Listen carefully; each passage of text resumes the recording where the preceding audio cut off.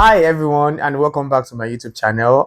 My name is Philip, and first of all, it's really nice to be back here once again after almost 7 months of this unsolicited break.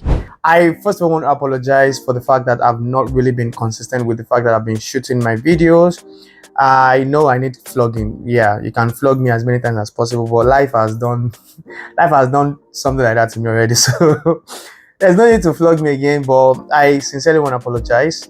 A lot of people reached out to me on Instagram, on Telegram, and quite a lot of people also tried to ask me some questions, and some of them I didn't respond to. And that was majorly because I think that when I created this YouTube channel, I did not really account for the mental requirements, the physical requirement, the social requirement that I would need to be able to, carry everybody along, right? And even though my heart was in the right place to do this, it wasn't really. I didn't have enough capacity to be able to sustain it. That was the only thing there. However, I want to say thank you to everyone that stayed. People that when I left the YouTube channel, I left it at like around 560 subscribers, and now I'm coming back to meet it at 710. So about 160 people or so subscribed, which is nice. I want to say thank you to the new people.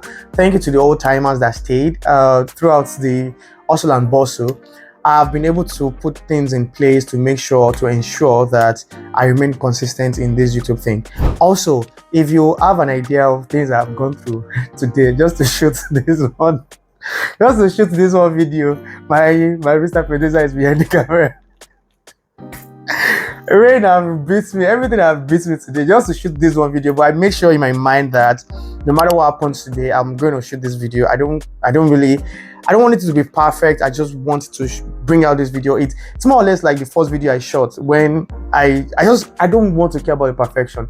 I want to put it out there. If you're new to my channel, this channel is where I give you updates about Russia, about scholarship, about traveling out of Nigeria, about jobs. And if you're old to my channel, thank you again for staying. Please don't forget to like, subscribe. This video is not about so much information, basically, but I just want to cater to a lot of questions that a lot of people have been asking me.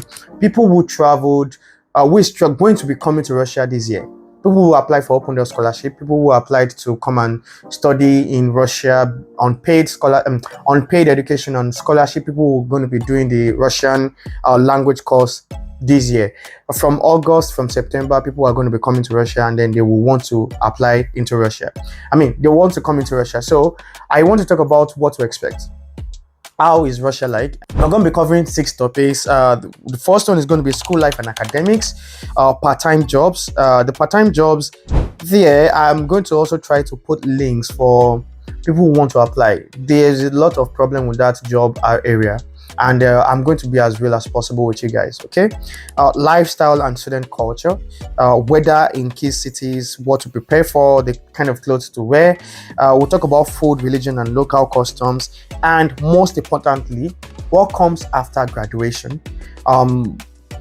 After school, do you want to stay behind? Am I going to be asked to go back home? Am I going to be asked to stay? Can I stay if I want to? Can I continue working? Can I get married? And so on and so forth. Okay, that is why I'm making this video, and I just hope that you enjoy it as much as I enjoyed making the slides I'm using currently. Without further much ado, let's jump right into the video. Again, stay to the end, and I really appreciate you.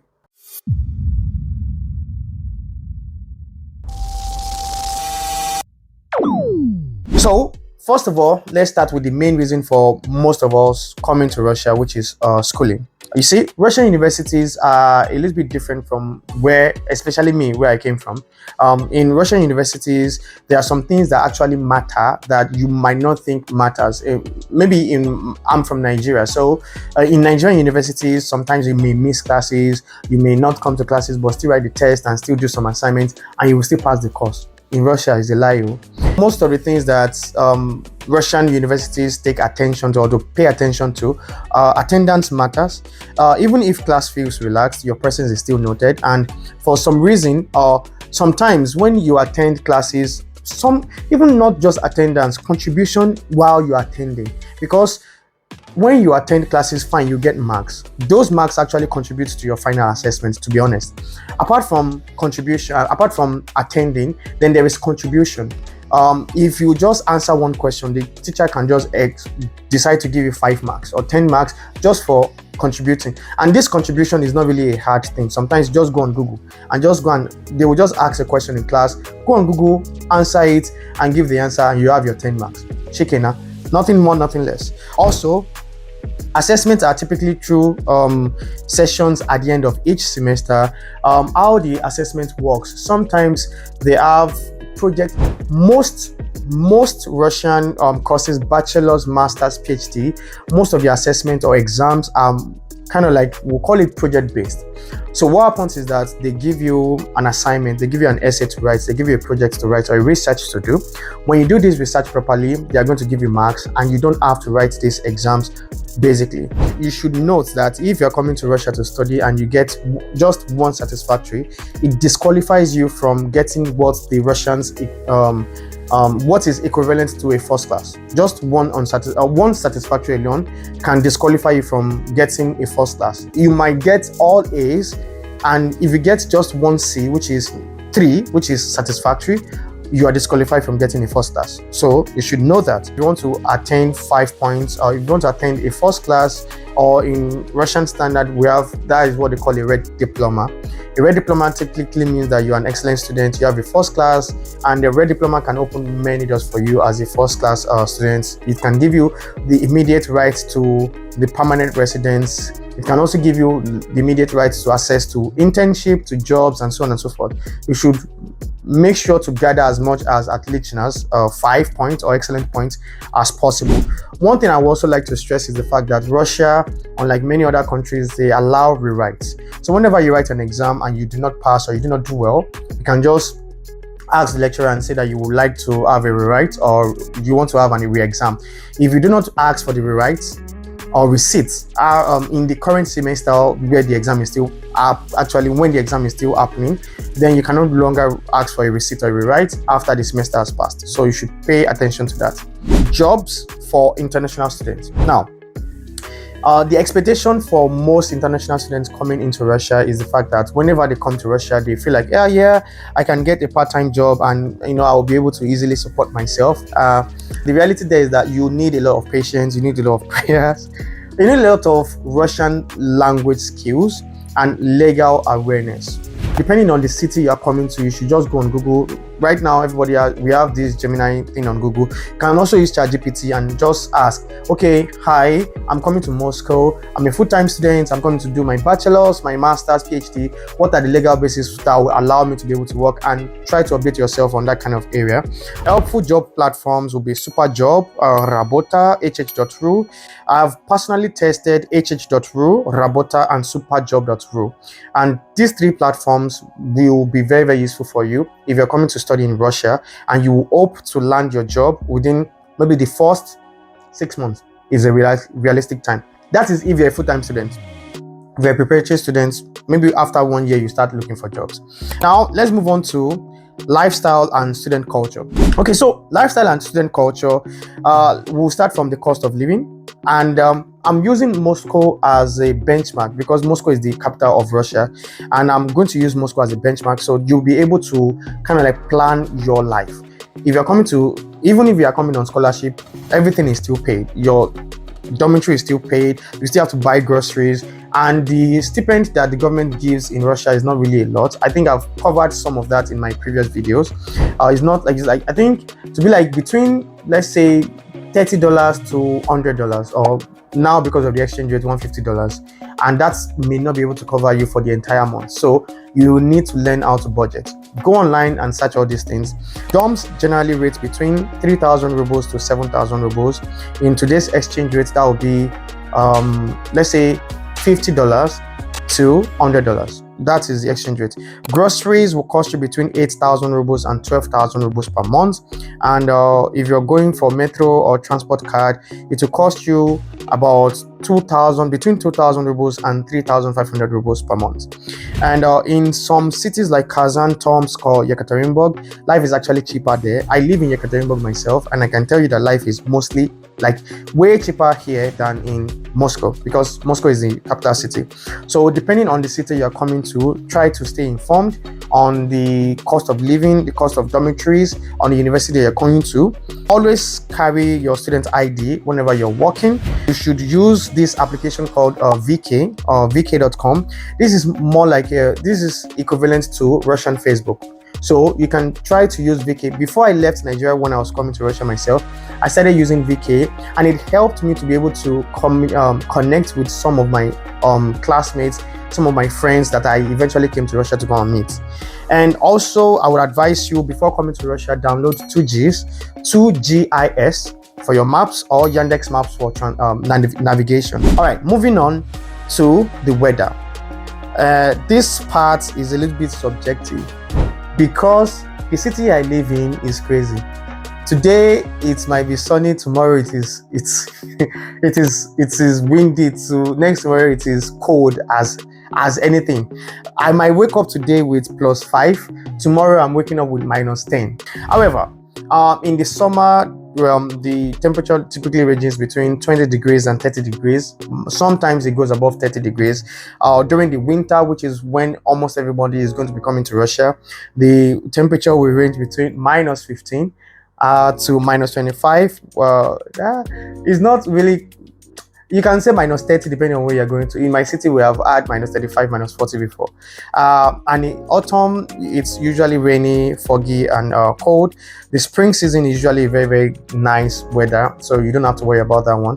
My advice for you is that don't wait till winter season to start shopping for your jackets or your clothes. If you're coming from as an international student, unless your country has winter, like winter of -25, -30 before, that is the only reason why you can bring jacket from your country. Otherwise, just whatever jacket you're bringing, leave it in your country and come and buy a jacket here. I've seen many students do that. They bring jacket from Nigeria, from Ghana, and so on and so forth, and they come here. That jacket does not do nothing, nada.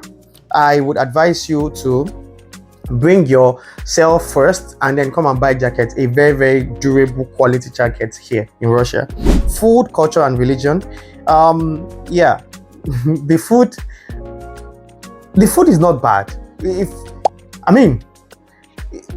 not something I'm used to. It's not something you're used to. It's something you most definitely will not be used to. But I would advise you to bring things when you're coming from Nigeria. Okay, bring food. There are some, I said Nigeria. If you're coming from your country, I would advise you to bring more food than clothes. Clothes are cheap here in Russia. There are so many stores that you can buy cheap clothes and you can buy things for yourself.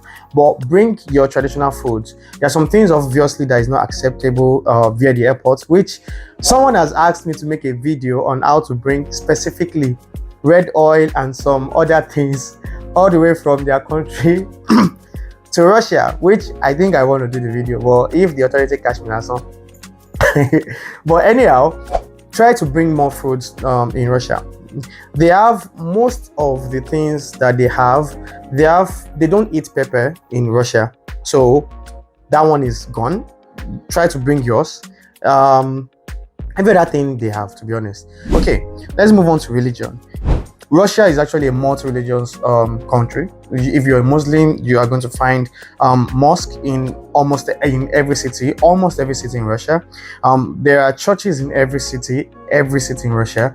Also, there are synagogues, there are Buddhist centers, and temples also exist here in Russia. So whichever one you would like to attend.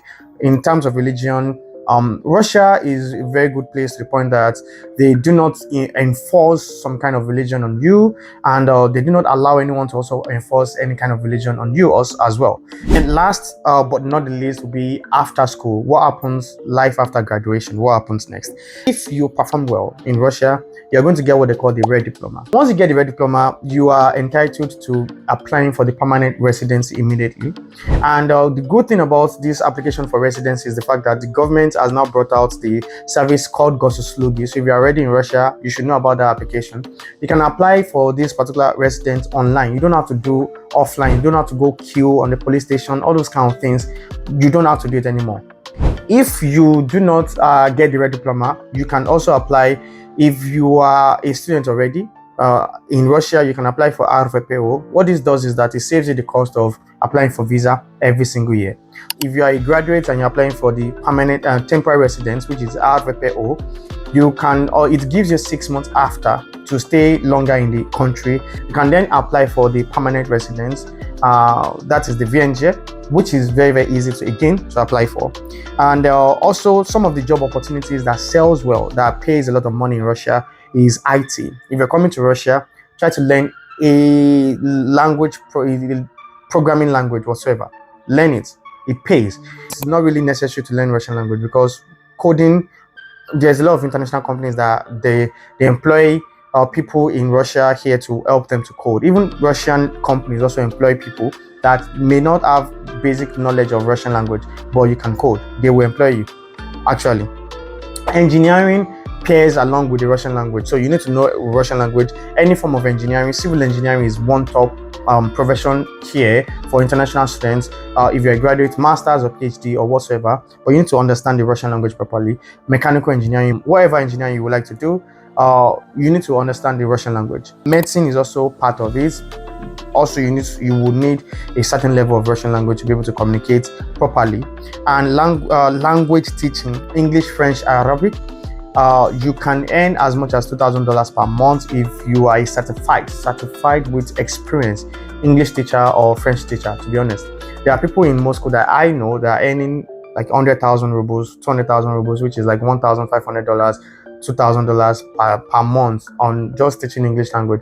Some of them are not even teaching schools. Some of them are just doing private tutors for Russian kids, and they will just come in and they will do the language course. Actually, they will teach the language, and that's what they do. And they will get their money, and they will be able to pay their rents, they will be able to pay their taxes, and just be fine. Please, if you have watched this video to the end, try to push out this video and share this video to a lot of people so that YouTube can bring back my algorithm, because it have take now. I don't even have any algorithm again. So I hope that the subscribers that I have right now are going to see this video and be able to push it out. And I would welcome a lot of questions. For new people that are still coming to Russia, international students, if you want me to make more videos on some of the topics that I may not have covered in my list here, but if you want me to make more videos on that, I will be happy to make more videos on that. Just drop it in the comments, like, subscribe, and turn on the notification bell so that you can receive notifications whenever I drop more videos. And trust me, I have more information on scholarships, on Open Door Scholarship, which will be open by September, on how to apply for RVPO, where to get jobs, what to do to update your CV, even if you want to get married. Here I have information. Anyways, thank you for liking and thank you for watching the video to the end. I'll see you next time. Peace.